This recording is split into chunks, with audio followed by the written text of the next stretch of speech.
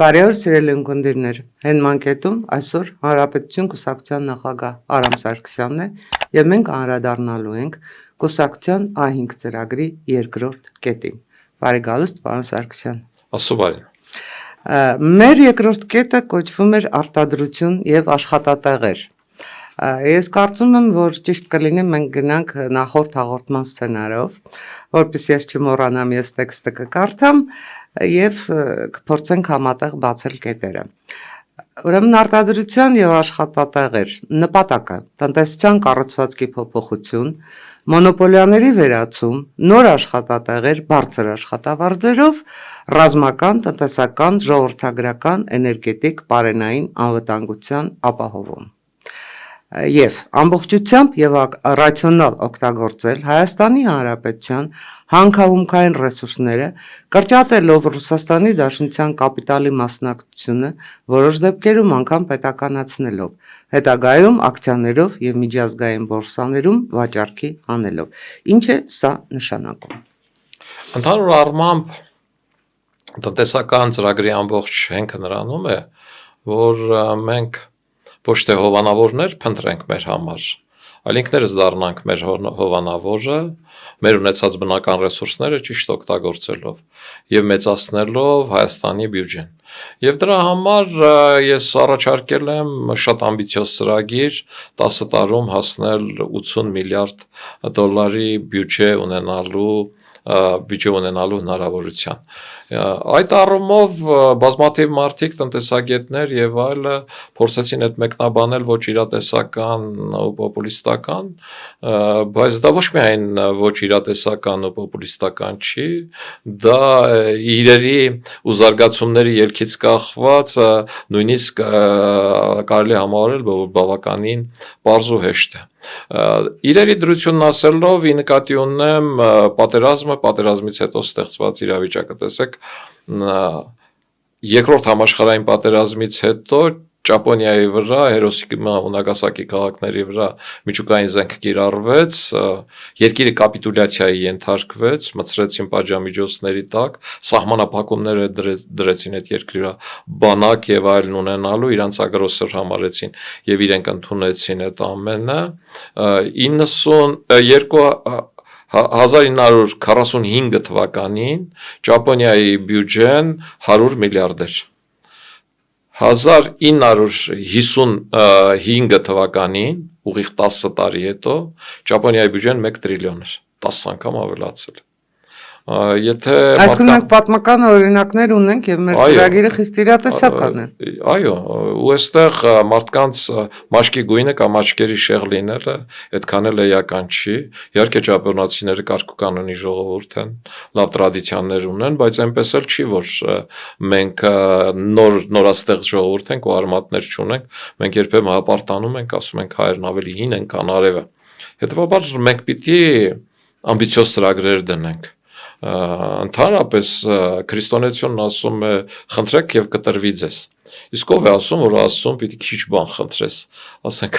ասենք ասես այսօրվա ուտելիքը միայն տուր։ Ամոթ էլ է Աստծուն նման բան խնդրել։ Աստծուն պիտի ավելի մեծը ու շատը խնդրես։ Ես էդ եմ խնդրում և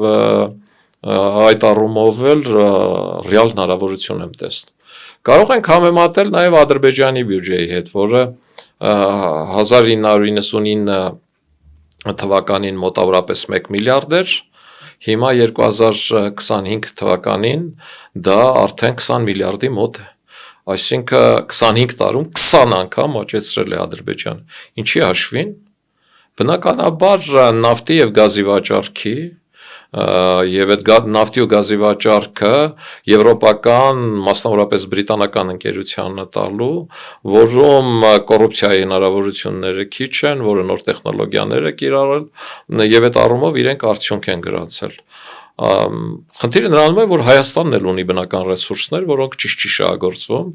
և այդ գրածում, որ ռուսական որոշակի կապիտալ դիվերսիֆիկացվի, որ դա որոշ դեպքերում նաև պետականացվի, որից հետո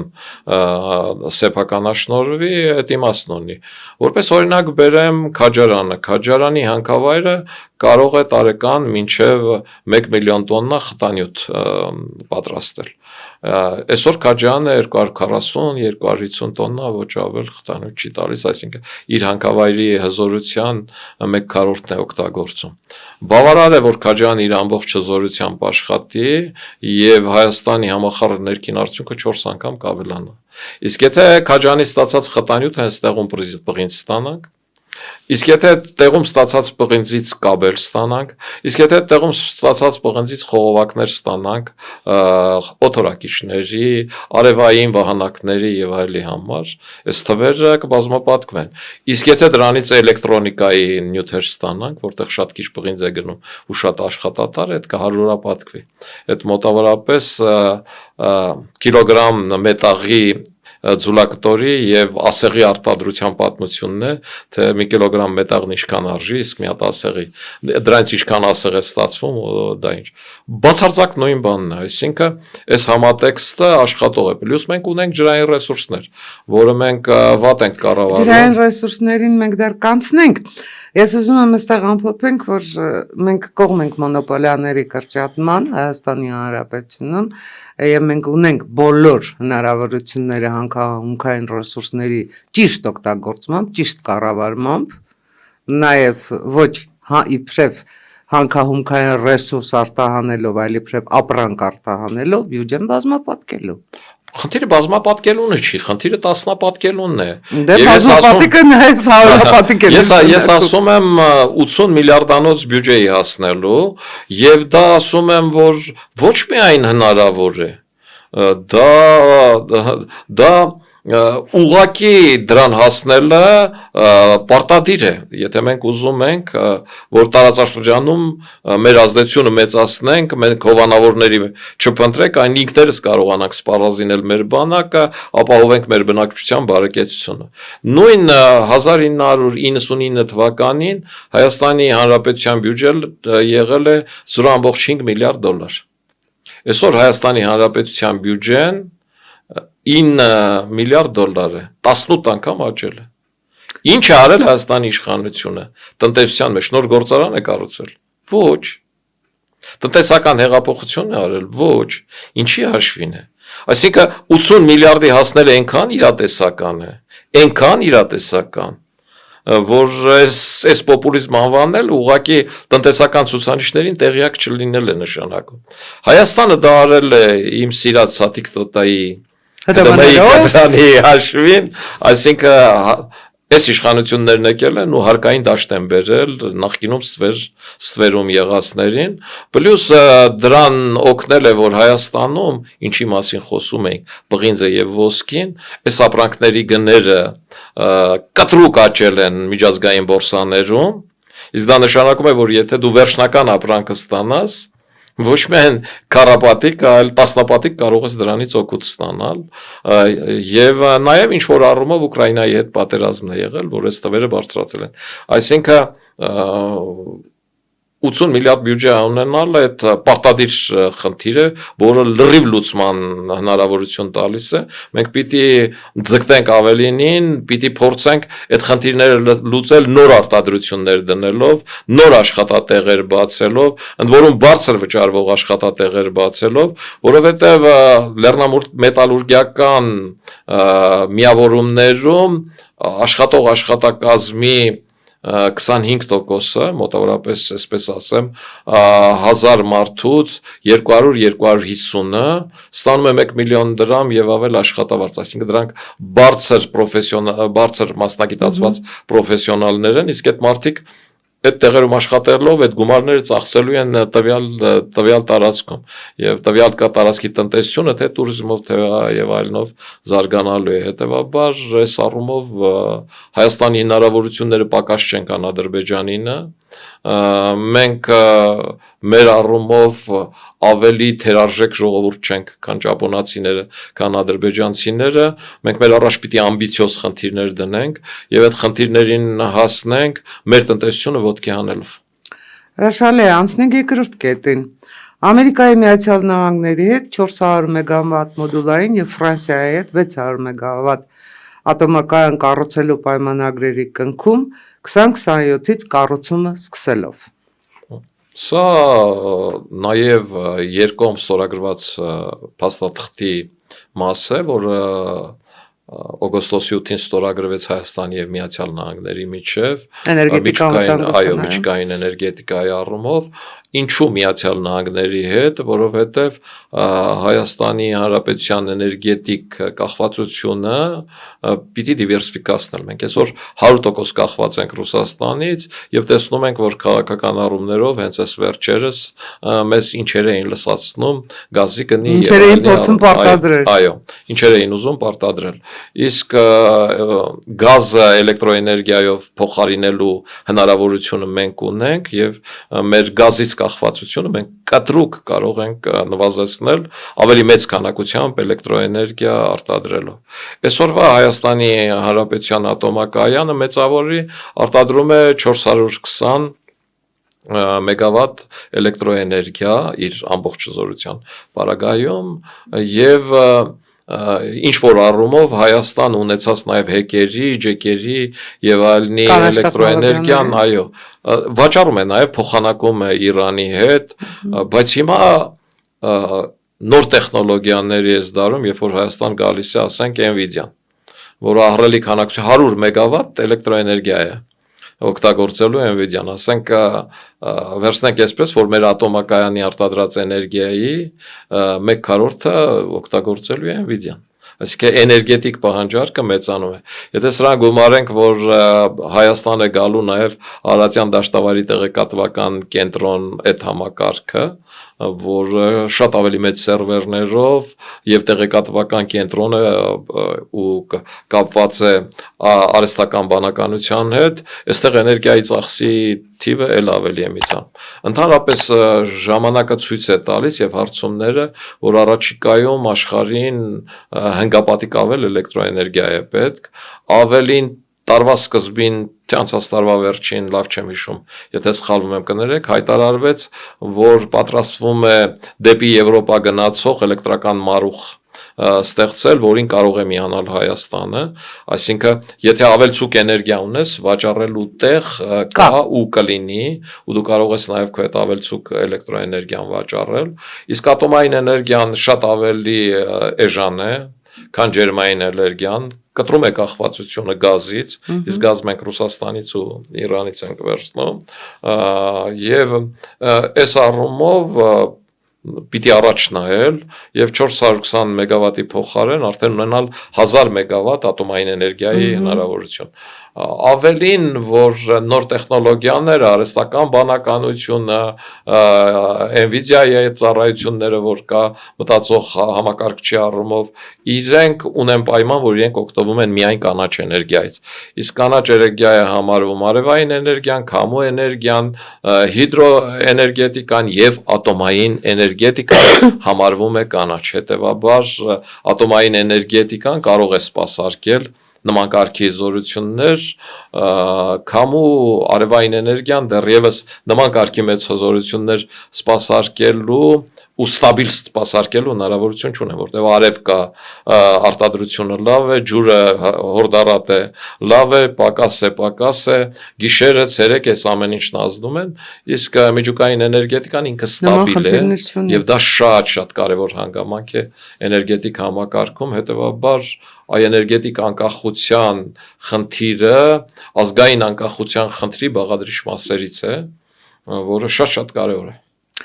Հրաշալի է, նախքան երրորդ կետին անցնելը ես ուզում եմ մեր ծրագրի վերջին ապագա հատվածից փոքր մեջբերում անեմ առայն, որ մենք առաջարկում ենք կառավարության կառուցվածքային փոփոխություն եւ գյուղատնտեսության ու ջրային ռեսուրսների կառավարման նախարարության ստեղծում։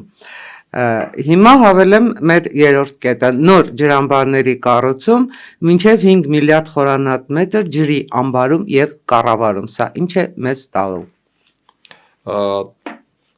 Գարնան ծնհալին Հայաստան ունենում է մինչև 7.2-7.4 միլիարդ կախված տեղումների քանակից ջրային ռեսուրսներ, որոնք այդ հալելով լցվում են քուր եւ արաքս գետերը, որոնք էլ հոսում են Կասպից ծով։ Եվ այս առումով Հայաստանին ընդհանուր իր սպառման համար անհրաժեշտ է 2.2-ից 2.5 միլիարդ խորանարդ մետր ջուր։ Բայց արդեն օգոստոս ամսին Հայաստանը ջրային ռեսուրսների սուղություն ունի եւ գյուղացին ոռոգման ջրի պակաս ունի։ Ու խնդիրը դրվում է կորուստների եւ այլնի վրա, այն դեպքում, որ մենք մեր ջրային հիմնական քանակը կանոնան զնհալի հետ լցնում ենք գետերը եւ բաց ենք թողնում մեզանից դուրս։ Չունենալով ջրամբարներ։ Այո։ Խնդիրը լուծման տարբերակներ ունի եւ աշխարհը վաղուց է գտել այդ տարբերակները ջրային ռեսուրսները ամբարելով եւ այդ ամբարելը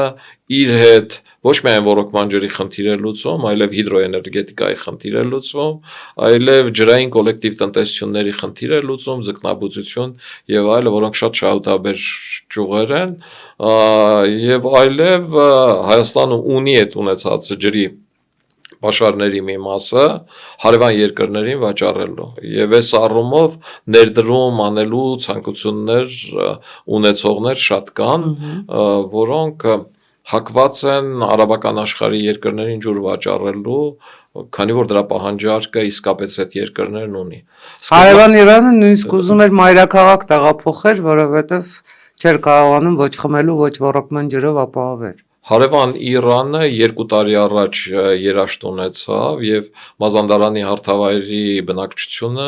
սկսեց հանրահավաքներ անել եւ դա միակ դեպքն է, որ Իրանի կրոնական իշխանություններն ասացին, որ ժողովուրդ հանրահավաքներն անելու բողոքելու իրավունք ունի, որտեվ խնդիրը ջրինն է, որտեվ Ղուրանը ջրի համար թողում է, որ բողոքարկեն։ Ու այդ ժամանակ Իրանում 1 խորանարդ մետր ոռոգման ջրի գինը խմելու ջրի գնից ցանկացավ ասած մինչև $5 Իրանը պատրաստ էր վճարել ոռոգման ջուր տալու, որպեսզի մարդիկ բերք չկորցնեն, ապրելու միջոցներն ունենան։ Ուրիշ մոտեցումներ էլ կան, օրինակ ասենք այնպիսի երկրներ, ինչպիսին Մեծ Բրիտանիան է, որը հետաքրքրված էր այդ ջրամբարները կառուցելով ու ծրագիր կար, որը ես ծանոթ եմ, որը ներկայացրել եմ Հայաստանի Հանրապետության կառավարությանը, իրենք նայում են նաև խմելու այդ ջուրը, քանի որ քաղցրահամ լեռներից իջող ու ձնհալի ջուր է, ինքը շատ բարձր որակի է, այնպես ինչպես ալպյան ջրերը, որոնք շատ թանկ են, եւ իրանք պատրաստվում են դրանք ֆիլտրել եւ վաճառել արաբական երկրներում։ Օրինակը հետեւյալն էր. Սաուդյան Արաբիայում, եթե չեմ սխալվում, 6 թե 8 ջրհոր կա։ Եվ այդտեղ ապրել է 6 միլիոն մարդ եւ 6 թե 8 ջրհորը լրիվ բավարարել է այդ մարդկանց խմելու ջրի եւ այլնի պահանջներին։ Հիմա Սաուդյան Արաբիայում ապրում է 36 միլիոն մարդ, 6 անգամ աճել է բնակչության թիվը ու այդ 6 ջրհորները չեն բավարարում ուղղակի խմելու ջրի եւ խմելու ջրի սուղությունը իրենց ներմուծման խնդիր ունի։ Այո, գերկարևոր խնդիր է, ներմուծման խնդիր ունի եւ դրա համար եվրոպական որոշ երկրներ ուզում են հայկական ջուրը այստեղ որը որ կա, ոչ թե ոռոգման տանեն, այլ այդ ֆիլտրեն շշալցեն եւ վաճառեն իրենց բարեկամ արաբ երկրներին, դա նաեւ քաղաքականությունն է, որը իրենք կարող են նաև Հայաստանի Հանրապետությունում աշխատատեղերի ստեղծում։ Հայաստանի Հանրապետության համար աշխատատեղերը, իրենք հարկերը մուծելու են Հայաստանի Հանրապետությանը, գումարները մուծելու են Հայաստանի Հանրապետության բյուջեին, լուծելու են բազմաթիվ էկոլոգիական խնդիրներ ջրի խնայողության առումով, Հայաստանը իր գյուղացուն մինչև խորաշուն կարողանալու է ջուր մատակարարել այն քանակով, ինչքան իրեն պետք է, այսինքն ինքը գերկարևոր ծրագիր է եւ ասեմ, որ բարեբախտաբար իշխանությունը նաեւ այս վերջին իր ծրագրում ներկայացրեց, որ իրենք առաջիկայում պատրաստվում են 10 ջրամբարներ կառուցել, ես ասեմ, որ սրտանց ուրախ եմ, խնդիրը նրանում չի, թե ով է առաջարկում կամ խնդիրը նրանում չի, թե ով դա կառուցեց, կարևորը որ նման գործ տեղից շարժվի եւ հարցը լուծվի ու ես միայն կողջունեմ ու շատ ուրախ կլինեմ։ Շատ լավ, անցնենք 4-րդ կետին։ Օգոստոսի 8-ին ստորագրված կիսահաղորդչային տեխնոլոգիական եւ արհեստական բանականության ոլորտների զարգացման համար բացառիկ արտոնյալ պայմանների ապահովում ոլորտին տնտեսության զարգացման գերակա ճյուղի կարգավիճակ տալով։ Այս միանշանակ է, որտեղ այս ոլորտները աշխարհի զարգացման հիմնական տեմպն են։ Ես սիրում եմ այդ օրինակը, որ կոնկրետ Nvidia-ն 2020 թվականին ունեցել է 200 միլիարդ բյուջե, իսկ 2025 թվականին 5 տրիլիոն։ 25 անգամ աճեցրել է։ Այդ հնարավոր է միայն նոր տեխնոլոգիական ոլորտներում, որոնք գիտահեն են։ Եվ այս ոլորտները, որոնք գալիս են Հայաստան, իրենք իրենց հետ բերում են նոր տեխնոլոգիաների նոր մշակույթ, որը թռիչքային բյուջետային աճեր կարող է ապահովել Հայաստանի Հանրապետության համար։ Այստեղ կուզենայի, որ մեր հանրությունը երկու բան տարբերեր արհեստական բանականության եւ Nvidia-ի ծառայությունները կիսահաղորդիչների արտադրության հետ։ Այնտեղ ուղակի կիսահաղորդիչներով հավաքվում են գերհզոր համակարգիչներ, որոնք ծառայում են տեղեկատվություն կուտակելուն եւ բարդ խնդիրներ լուծելուն։ Իսկ կիսահաղորդիչների արտադրությունը, սա կոնկրետ արտադրությունն է, որը հենված է կվարցային ավազի հենքի վրա, որի հումքը Հայաստանում կա եւ որի հումքը կա նաեւ Հայաստանի Հանրապետության մետալուրգիական ձեռնարկությունների պոչամբարներում։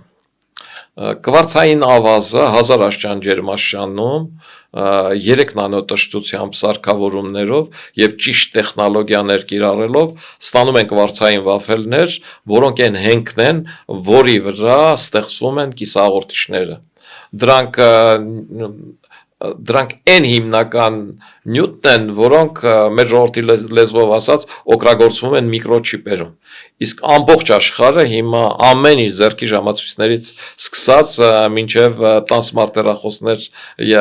սմարտ հեռուստացույցներ եւ հեռախոսներ միկրոչիպերի վրա։ Արդյունաբերություն, առողջապահություն, կրթություն ամենտեղ։ Ինչու է Միացյալ Նահանգներն ուզում Հայաստանում կիսահաղորդիչներ արտադրել։ Այս հարցի գաղտնիքը հետևյալ համատեքստում է։ Միացյալ Նահանգները տարեկան 800 միլիարդ դոլարի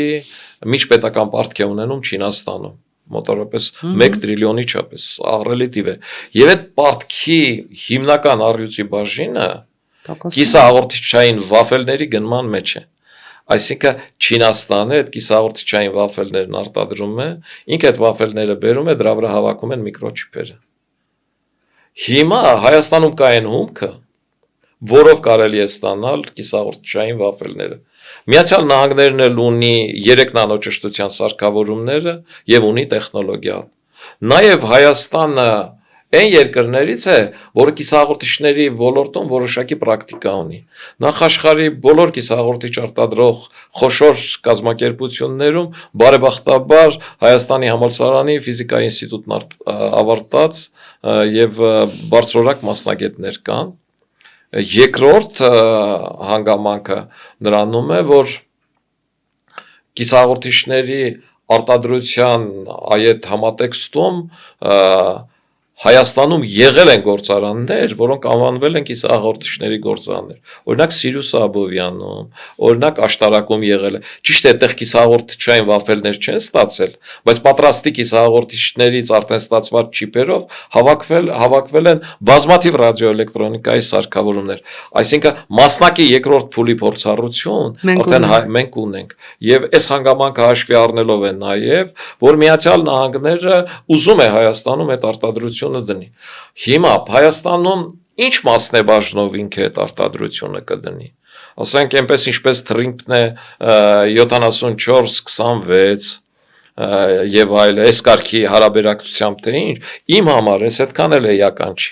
Որովհետև իմ կարծիքով, ասենք Թուրքիայի ոսկու արդյունաբերության մեջ Թուրքիայի մասնաբաժինը 3% է, բայց Միացյալ Նահանգները այնտեղ ահռելի ներդրում է արել, բյուջեին ահռելի փող է վճարում, բազմաթիվ աշխատատեղեր է ապահովում։ Իհարկե ես կուզենամ, որ Հայաստանի մասնաբաժինը շատ լինի, որ Հայաստանը ավելի մեծ մասնակցություն ունենա, որ վարկերը, որ վերցնում ենք, այդ վարկերը կարողանան կամ ստացած օգուտները, ինչը մենք այսօր ունենք, կարողանանք ուղղորդենք այդ կառույցներում ավելի մեծ մասնաբաժին ունենալու, որպեսզի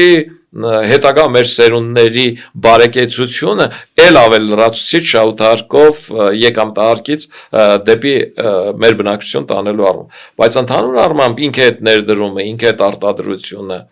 ինքը ոչ միայն հեղափոխական է, գերհեղափոխական է, որովհետև աշխարհում ընդամենը 5 երկիր է, որ կիսահաղորդիչ է արտադրում, եւ Հայաստանը կարող է դառնալ 6-րդը, իսկ Միացյալ Նահանգներն էլ շահագրգռված է այդ առումով չինական կախվածությունից ազատվել եւ այդ արտադրությունը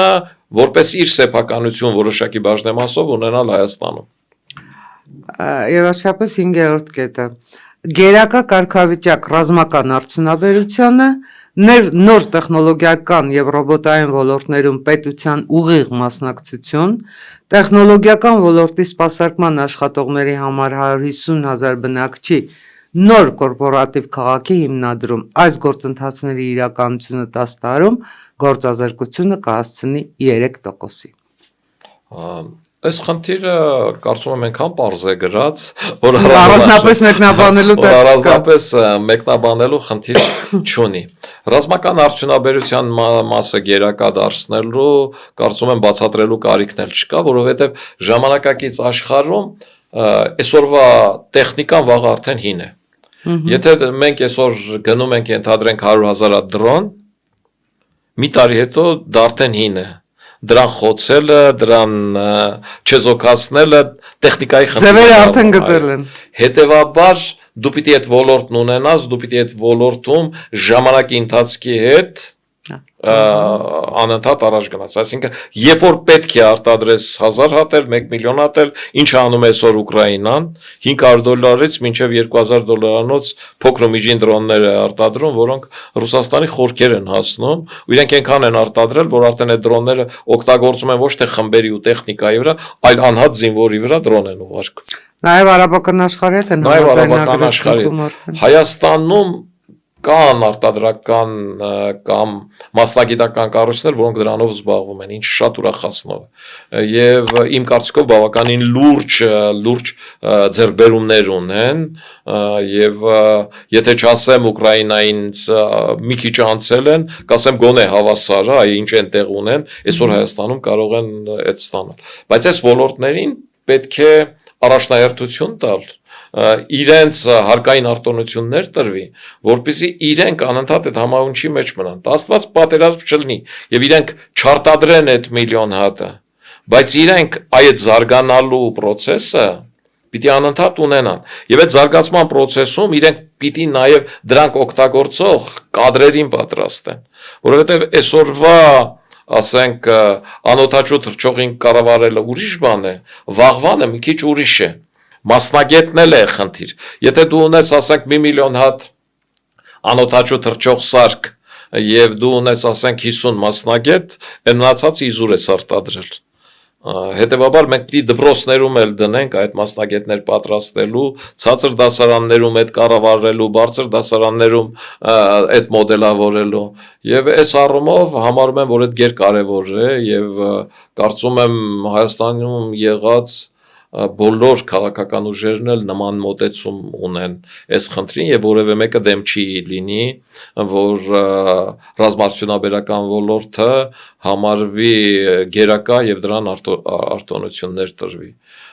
Մյուսը ինչ է։ Մենք ահինգը ավարտեցինք։ Չէ, այդտեղ մի բան վերջում մնաց, որ չասացի։ 150,000 բնակչի համար նոր կորպորատիվ քաղաքի հիմնադրումը, որը պետք է գործազրկությունը հասցնի մինչև 3%-ի։ Գործազրկության 3%-ի հասցնելու համար այս A5-ի A2 կետում ինչ նշված է, այդ բոլոր process-ները անելու պարագայում վստահաբար գործազրկությունը կհասնի 3%-ի, որովհետև մարդիկ կաշխատեն թե լեռնամետալուրգիայի նոր տեխնոլոգիաներ, նոր ներդրումներ, մոնոպոլիաների նվազեցում Հայաստանի Հանրապետությունում, ջրային ռեսուրսների հստակ կառավարում, կիսահաղորդիչներ, միանշանակ, այդ այնքան աշխատանքներ ամեն ինչը համակարգված է, համալիր մոտեցում է։ Այդ այնքան մեծ ոլորտներ են, որ նման թվով մարդկանց մասնակցություն իհարկե կապահովեն։ Եվ այս ոլորտները, որոնք տեխնոլոգիական են, օրինակ Nvidia-ն, օրինակ Արարատյան դաշտավայրի տեղեկատվական կենտրոնը, այս մասնագետները իրենք գերադասում են մեգապոլիսներում չապրել, որտեղ անդադ խցանումներ են։ Ընդհանրապես այս կարգի գիտության հետ շփում ունեցող մարդիկ գերադասում են բնությունը։ Պատահական չի, որ Nvidia-ն տեղ ընտրել է Հրազդանը։ Ծաղկաձորին մոտ բնության գրկում սարերի մեջ, որտեղ եւ պատական չի, որ այսօր Ծաղկաձորում կառուցվող խույրանոցների, ասենք 1 քառակուսի մետրը, որ այսօր արդեն վաճառվում է, հասնում է մինչև $5,000, որտեղ այդ արդեն մարդիկ գիտեն, որ իրենք եկան, իրենք չեն գնալու Երևան գան, իրենք մնալու են այնտեղ, զմերը դահուկային սպորտով են զբաղվելու, ամառը զբոսնելու են այդ անտառներում, բնության հետ են շփվելու, փորձելու են կենդանիներ պահել, շնել։ Այսինքն մենք ացանցիալ էֆեկտ ենք ունենալու։ Այո, ու որպեսզի այդ մարդկանց նաև Արարատյան դաշտավայրին է, եթե գա, կարողանանք տեղավորվել ինչ որ քաղաքում, որը հարմար է այդ մարդկանց ամբողջությամբ, եւ որը այդ կարգի Ծաղկաձորի նման աստղաբաշխական թվերի չի ասնում, դրա համար պիտի կառուցվի նոր քաղաք, որը անվանում են ընդհանրապես կորպորատիվ քաղաք, այսինքն այդ հիմնարկների աշխատողների համար կոնկրետ կորպորատիվ քաղաք 100-120 հազարի չափով, եւ ես ինչքան հասկանում եմ, այդ քաղաքը նախատեսվում է կառուցել Հանքավանի մոտ այդ տարածքներում, որը շատ հարմար է, կլիբայական պայմաններով, լավ տեղ է, լավ բնությամբ, ամառը զով, ձմեռը ոչած ցուրտ մեղմ կլիմայով, իսկ սա շինարարության մեծ ծավալները 100,000-անոց քաղաքը, այսինքն Հայաստանի շինարարներին պետք չի գնալ արտագնա աշխատանքի դրսում, այստեղ բարձր նորմեր են դնելու այդ աշխատանքն անելու համար, բայց նաև շատ բարձր են վճարելու այդ աշխատանքի համար եւ սա կարող է շատ շահեկան հավելյալ ենթակառուցվածքներ հավելյալ ենթակառուցվածքներ, հավելյալ սպասարկման ոլորտի, ասենք 100,000-անոց քաղաքին ինչքան սպասարկման ոլորտի մարդ է պետք, հիվանդանոցներ, հացի արտադրություն եւ այլն, այս լրացուցիչ ահռելի քանակությամբ մարդկանց զբաղվածության խնդիր է լուծելու եւ իհարկե այդ էլի այդ 3% իջեցնելու համատեքստում է։ Հրաշալի, փորձենք անցնել քաղաքական հարցերի։ Ես չեմ կարող քաղաքական օրակարգից ամենաերևի թե չնայած մի շաբաթ հնացել է, բայց այդ հարցը ձեզ չտամ։ Ինչ կատարվեց ապրիլի 1-ին Մոսկվայում։ Դե ֆակտո Պուտինի եւ Փաշինյանի հանդիպումը չդարձավ լյուստրացիա, առայն որ Սամվել Կարապետյանի ուժը այլևս չի կարող պնդել, որ ինքը եվրոպական արժեքների է դավանում, կամ Ռոբերտ Քոչարյանը չի կարող պնդել են պանցալի քիմիայի արկայությունը։ Ընդհանրապես այդ հանդիպումից մենք ինչ եզրակացություններ կարող ենք անել Հայաստանի քաղաքական դաշտում հնարավոր վերադասավորումների մասին, որովհետև ակնհայտ է նաև դառնում, որ թե ուժեղ Հայաստանը, թե Ռոբերտ Քոչարյանի ուժը, որքան էլ որ իրենք պոպուլիստական ծրագրեր են ներկայացնում, որքան էլ որ իրենք այսպես ֆանտաստիկ հայտարարություններ են անում, թե 2 ամիս հետո նոր վարչապետ ենք ունենալու եւ այլն եւ այլն եւ այլն, դե ֆակտո ժողովուրդ չունեն։ Նախ պիտի ասեմ, որ ռուսական քաղաքականությունը ինչպես միշտ փորձում են անել լավը, ստացվում է այնպես ինչպես ստացվում Չեռնովերդյանի հայտնի հայտարարությունը ստացվում է այնպես ինչպես ստացվում է, իրենք փորձեցին օգնել, բայց դրանով այն տեխնոլոգները, որոնք շատ բարձր են վճարում, ովքեր փորձում էին համոզել, որ ուժեղ Հայաստանը դա հայակենտրոն ուժ է եւ պատրաստ է Իսրայելից սկսած մինչեւ Թակեր Կարլսոն Միացյալ Նահանգների աշխատել, որ իրենք ավելի արևմտյան արժեքներ կարող են քան մենք եւ իրենք ամեն տեղից ուզում են օգնություն։ Դա իլյուստրացիա դարձավ։ Այո, եւ միանգամից, այսպես ասեմ, Վլադիմիր Պուտինը ցույց տվեց Սամվել Կարապետյանի անձնագիրը, ասաց այդ բաները մոռացեք, այստեղ գրած է Ռուսաստանի Հանրապետության քաղաքացի, ես այդ մարդուն պաշտպանում եմ, իսկ դուք այդ մարդուն ոչ միայն չեք թողում ընտրություններին մասնակցի, այլև կալանքի տակ եք պահում։ Եվ դրա համար էլ այսօր արդեն Սամվել Կարապետյանն ասում է, որ եթե ով Նիկոլ Փաշինյանին կվետա, դա կնշանակի, որ ինքը Ռուսաստանի հետ հարաբերությունների վատթարացմանն է կվետալիս, դրանից բխող բոլոր հետևանքներով, իսկ այդ բոլոր հետևանքները, անկեղծ ասած, ես լսել եմ լուսահոգի Արտաշես Գեղամյանից, ինքը այդ ամենագունագեղներն էր կայացնում, այդ Արմագեդոնը, գազը կկտրեն, լույսը կկտրեն, հացը կկտրեն եւ այլն, այս համատեքստի վրա։ Ես նորից եմ ասում, որ ընդհանուր առումով իրենք ոչ մի բան չեն կտրի, որ հենց երեկվա միայն Բյուշերի ատոմակայանից Հայաստանով իրենց ծառայակիցներին տարհանել դրավառապացույցն է, որ իրենք կարող էին նրանց տարհանել Նախիջևանով, ամենակարճ մի 100 կիլոմետր Բուշերից անցնում էին ու Նախիջևանի օդանավակայանից տրնում էին, կարող էին ճանապարհը շատ լավն է, եթե մեքենաներով Իրանից մտնեին ու Հորադիսով գնային Բաքու կամ հասնեին մինչև, չգիտեմ, Հորադիս այնտեղ արդեն օդանավակայան կա, այդտեղից տարհանեին, որևէ խնդիր չկա, բայց իրենք բերեցին Հայաստանով, ինչու՞։ Որովհետև Հայաստանում խնդիրը այնքան 102-րդ ռազմաբազան չի, ինչքան Էրեբունու զինվորական այդ օդանավակայանը, այդ ինքնաթիռները, որ սավառնում են մեր երկրում, ինչքան էլ ասում են դա ուսումնական թռիչքներ են, դրանք թռիչքներ են, որոնք հետախուզական են Թուրքիայի եւ այլնի, ամեն դեպքում ինչքան էլ Թուրքիա, Ռուսաստան բարեկամ, բայց իրանք իրար շատ զգուշ են, եւ եթե իրենք գնան այդ քայլերի, այնպես ինչպես Ալեն Սիմոնյանն ասաց, մենք էլ կասենք դե դուրս եկեք մեր երկաթգծից էլ, մեր օդանավակայանից էլ, հապկից էլ, ԵԱՏՄ-ից էլ ու ընդհանրապես։ Ու հաջողորդն էլ միշտ վատության է հակադարձում։ Միշտ այդպես է, եթե մտածում են, որ իրենք գազը գտնեն, ու հաջողորդը կասի, «Էս ինչ արեց այս իշխանությունը, ապրեն ռուսական իշխանությունները» եւ այլը, ընդհակառակը։ Ժողովուրդը կասի Նիկոլ Փաշինյանն է արել, դու մեզ ես վատություն անում, ուրեմն ու կսկսվի այդ հակազդեցության մեծացումը եւ Ռուսաստանը ընդհանրապես ստիպված կլինի տարածաշրջանից դուրս գալ, որովհետեւ թե Ադրբեջանի եւ թե Վրաստանի վրա այլևս ազդեցություններն չեն։ Ճիշտ է, Վրաստանում Իվանիշվիլին իրենցն է, բայց միայն Իվանիշվիլին է եւ Վրաստանը իր սահմանադրության մեջ հստակ գրել է, որ իրենց ուղղությունը ՆԱՏՕ եւ Եվրամիություն է։ Տեսեք, Ալեքսեյ Օվերչուկի նույն գիշերը 10-ին տված հարցազրույց վկայեց, որ Վլադիմիր Պուտինը շատ դժգոհ է մնացել այդ խոսակցությունից եւ ըստ էության իր հիմնական նպատակին չի ասել։ Ինձ համար այն տպավորությունն էր, որ Ռուսաստանում դեռ 2013 թվականն է եւ համարում էին, որ մի գիշերում կարող են Հայաստանի Հանրապետության քաղաքական կուրս փոխել։ Կամ համարում էին, որ ինչպես անցյալ ժամանակներում Ազգային ժողովի падգամավորների ցուցակները գրվում են նախագահականում ու ընտրությունը սոսկ այդպես ինչ որ միջոցառում է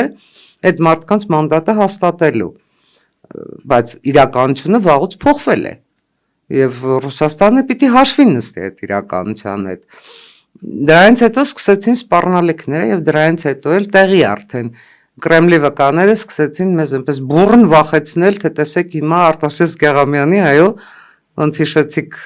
Լուսահոգի Արտաշես Գեղամյանին Արմագեդոնը կսկսվի։ Ինչ Արմագեդոնի մասին է խոսքը այն պարագայում, երբ Հայաստանի Հանրապետությունը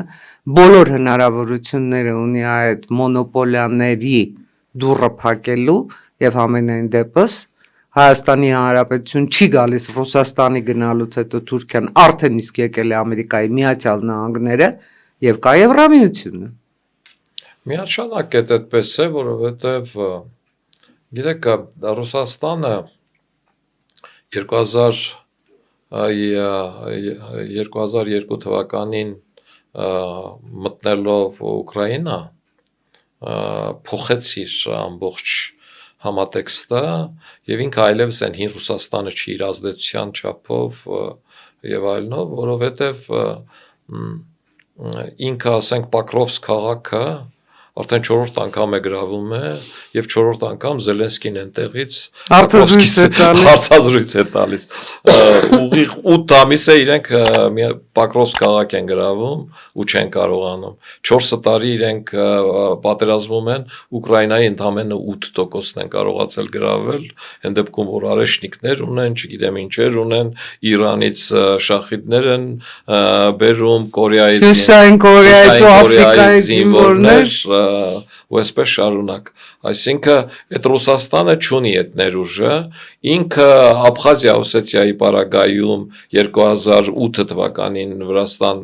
մտնելու հնարավորություն ուներ, այդ ուրիշ Ռուսաստան էր, առավել եւս որ աբխազների, օսեթների մեջ էլ կային մարդիկ, ովքեր ուզում էին դեպի Ռուսաստան մտնել, Ռուսաստանն էլ ընդհանուր սահման ուներ եւ մտավ նույնը Ուկրաինայում, ասենք Ղրիմի պարագայում, որտեղ ամբողջությամբ ռուսներ էին ապրում եւ Սևաստոպոլյան ֆլոտներ իր զինվորականությամբ ու կարողացան, բայց Հայաստանի պարագայում հիմի լրիվ ուրիշ Ռուսաստան է, մեր բախտը բերել է մենք չունենք նաև ընդհանուր սահման եւ այդ հնարավորությունը ռուսները չունեն, իրենք օգտագործում էին Ադրբեջանի ու Թուրքիայի միջոցով մեզ վախեցնելու պահերը, հիմա երբ որ Հայաստանը Թուրքիայի ու Ադրբեջանի հետ նորմալ հարաբերություններ է ստեղծել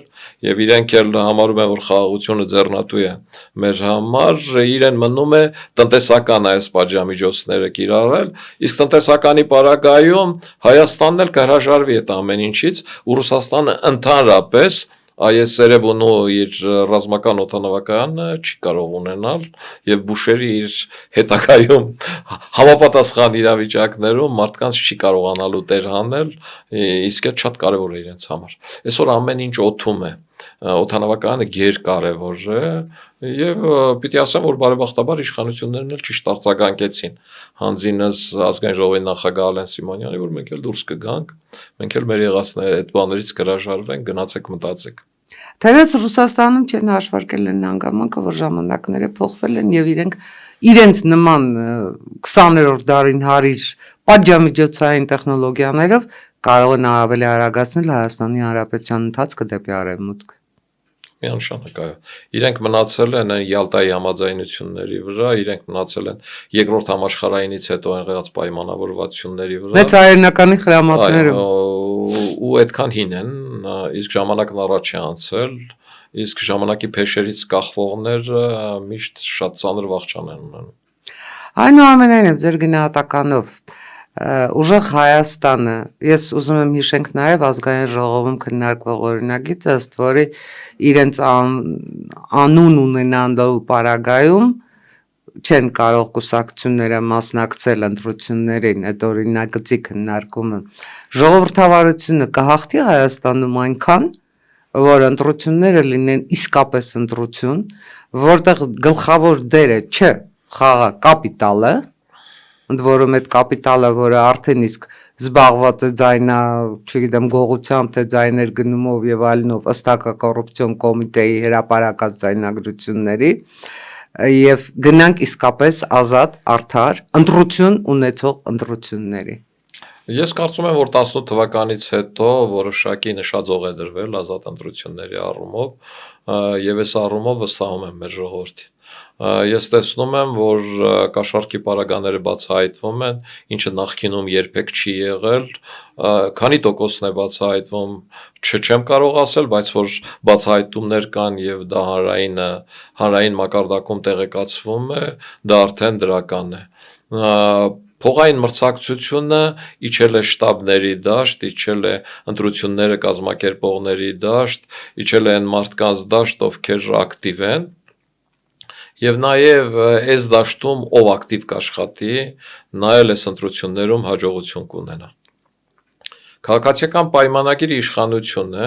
եւ ինքը ունի տեղական կառավարման մարմիններ, բոլոր մարզպետները իրենն են, տեղական կառավարման մարմիններում եթե կան համայնքներ էլ որտեղ ընդդիմադիր են, այնպես ինչպես մենք ունենք, ասենք Թումանյան համայնքում, ունենք ինչ որ ժամանակ, բայց հիմա մեծ ավականի ունենք ու էլի մեզնից կախված է։ Մեղրի համայնքում բազմաթիվ տեղերում ունենք ավականիներ, բայց հիմնականում 90% եւ ավելի քաղաքացիական պայմանագրինն է եւ ինքը ամեն տեղամասում ունի մարդ, որը ակտիվ է, որը աշխատում է, որ քաղաքացիական պայմանագրին ձայներ բերի։ Այս մեր ձևովների ունեցած մարդիկ նախկին Ռոբերտ Քոչարյանի հանրապետական կուսակցության այդ ակտիվությամբ աշխատող գյուղապետեր եւ այլը, որոնք եթե մնացել են իշխանության, ԿՊ-ի համար են աշխատելու, եթե չեն մնացել իշխանության, կորցրել են այդ հեղինակությունը, որտեվ իրենք այն ժամանակ ձայն էին բերում, որտեվ իշխանություն են։ Հետևաբար այդ մեխանիզմում ինչ էլ անեն իրենք, տարվելու են։ Գաղափարական առումով ռուսական դաշտի քվեները չեն անցնում 32-35%, եւ այս առումով էլ իրենք պարտվելու են։ Եվ այդ առումով, ասեմ, գաղափարական առումով իրենք շատ վատ են աշխատում։ Նախ լղոզում էին, որ մենք ռուսամետ չենք, բա Չինաստանը վախենում էին Ռուսաստանի անունը։ Իրանին բերում էին անվտանգության երաշխավոր եւ այլը։ Քաղաքական առումով նեղոզված են, այդ առումով հստակ չեն ասում, թե այդ Ռուսաստանի հետ լինելու դեպքում Ռուսաստանը ինչ է անելու, Ռուսաստանը ոնց է ապահովելու, իսկ Ռուսաստանը նույն, ասենք, Աբխազիա-Օսեթիայի ժամանակ ասում էր, որ այգիդեք վրացիներ, եթե դուք ընտրեք, չգիտեմ, վրացական երազանքին, Աբխազիան, Օսեթիան մենքն է, մենք կնայենք նա նորից Վրաստանին հետ վերադառնալու։ Տարածքային ամբողջականությունը Վրաստանի վերականգնելու խնդիրը, ընտրություններից հետո այդ թեման ամբողջությամբ փակվեց։ Հիմա նույն բանը անում են այստեղ ինդիմությունը, որ եթե Ռուսաստանի հետ լինենք, Լեռնային Ղարաբաղի խնդիրը կլուծվի, նկատի ունեն նոյեմբերի 9-ի փաստաթղթի 8 կետերը, բայց այդ այնքան անլուրջ է, որ ռուս զինվորը նորից կարող է գալ Ադրբեջան ու Լեռնային Ղարաբաղում կանգնել։ Բաքվից արդեն հակադարձություն եւ Ռուսաստանից ոչ մի պատասխան չկա դրան։ Միանշանակ եւ շատ կոշտ, հետեւաբար, որ առանց մեր մասին քննարկումներ չանեք անկախ նրանից թե ում հետ է, հետեւաբար այս համատեքստերում, երկու համատեքստերում էլ ինչ էլ կատարվի, միևնույն ընտրությունները լինելու են արդար եւ ռուսական ազդեցության քաղաքական ուժերը պարտվելու են։ Անցնենք բլիցին իմ սիրած Ձեր գնահատականով գրված թե չգրված օրենքներն են այնուամենայնիվ աշխարհը կառավարում։ Լավ օրենքները նրանք են, որոնք որոշակի կապ ունեն չգրված օրենքների հետ։ Ընդհանրապես օրենքները մարդու համար են, իսկ մարդիկ բոլորը չի որ գրում են, իրենք ասում են ասացվածքներով, գրողները գրում եւ դա օրենք են դարձնում։ Պատրաստ եք ֆորս մաժորների։ Իմ կյանքը անդադ ֆորս մաժորների շարք է եղել, ես ընդհանրապես էքստրեմալ իրավիճակների մարդ եմ, ես մենակ միայն էքստրեմալ իրավիճակների ժամանակ է, որ չեմ խառնվում իրար, պահում եմ սառնասրտությունը եւ կարողանում եմ ստապ որոշումներ կայացնել եւ այդ առումով, այո, պատրաստ եմ միանշանակ։ Ինչ կհարցնեիք, եթե հանդիպեիք Պոնտացի Պիղատոսին։ Պոնտացի Պիղատոսին կասեի, որ քու ձեռքերը լվանալուց հետո Հայաստանում արդեն սովորություն է դարձել նման արարողություններից հետո ձեռքերը լվանալը։ Կամուրջը գետի երկու ափերը միացնում թե բաժանում է։ Կամուրջը եւ միացնում եւ բաժանում է։ Կամուրջը ընտրության հնարավորություն է անցնել թե չանցնել։ Ձեր սիրած նկարիչը եւ ինչու դուք նկարիչ չդարձաք։ Իմ սիրած նկարիչները շատ են, բայց կախված շատ իհարկե սիրում եմ Վան Գոգին,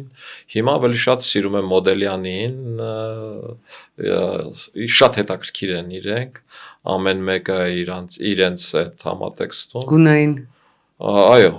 գունային համատեքստում, պատկերների համատեքստում, արտահայտչության համատեքստում, ինչու նկարիչ չդարձա, գիտեք, նկարչականն ավարտելուց հետո իմ ընկերը սովորում էր Պոլիտեխնիկական ինստիտուտում ու քանի որ նկարչականում մեզ որոշակի առումով գծագրություն սովորեցրել էին, ես օգնում էի իրեն, որ գծագրերը շուտ ավարտեր, որ միասին դուրս գայինք կինո, թատրոն գնայինք եւ երբ որ տեսա այդ իմ մոտ շատ հեշտ ստացվում է, որոշեցի դիմել Պոլիտեխնիկական ինստիտուտ եւ ոչ թե գեղարվեստատատերական ու այդպես էլ եղավ։ Կրակին նայել թե ջրի հետ խոսել, որն է ավելի հոգեհարազատ։ Երկուսն էլ որոշակի հանգստություն են տալիս, եթե հոգուտ խորքում դու հանգիստ ես ու Աստծո հետ ես։ Ընդհանրապես բնության Աստծո հետ շփվելու ամենահարմար միջավայրը կրակին նայելն է, մոմի լույսին, ջրի խշշոցին, գետի աղմուկին եւ այլն։ Ձեր հարցը ինձ։ Երկու անգամ երկուս քանիս է անում։ Չգիտեմ։ Եթե փորձենք քաղաքականության մեջ, միշտ չի որ պատասխանը լինում է 4, որովհետև քաղաքականությունը բացարձակ այլ բաղադրիչներ ունի եւ քաղաքականությունը շատ այլ նպատակներ ունի։ Ես կարծում եմ, որ հանրապետություն կուսակցության քաղաքականության պարագայում մենք ոչ թե 2-ին 2 ենք գումարում, մենք 1000-ին 1000-ներ ենք գումարելու վերջը։ Աստված համաձայն եմ։ Շնորհակալ եմ։ Սիրելի ունկնդիրներ, այսօր Հանրապետություն կուսակցության նախագահ Արամ Սարգսյանի հետ մենք դարձյալ անդրադարձանք մեր ահինգ ծրագրին։ Տարածեք, լայքեք եւ կարծում եմ մեկնաբանություններում կտակ ձեր գնահատականը։ Սա հենման կետն էր եւ սա ձեր հենման կետն է։ Բարին ընձես։